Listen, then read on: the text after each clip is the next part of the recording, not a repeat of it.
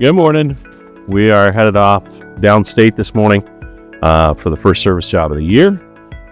We are headed out to work on a windmill and see what kind of fun we can have. You can see from the surroundings here that it's still very winterish, but we're thinking about spring, and people are thinking about spring, and ponds are going to be needing things very soon. And fact of the matter is, we've got a windmill, an aerating windmill down that needs some work. So we're going to head out on this beautiful snowy day and see what we can accomplish.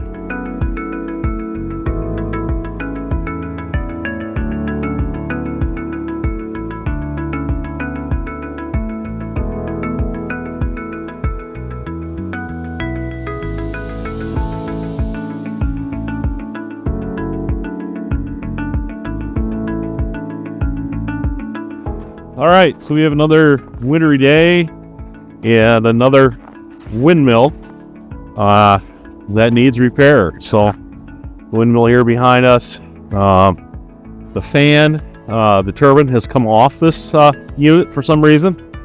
And so we had to rebuild it. Got bent up when it came down.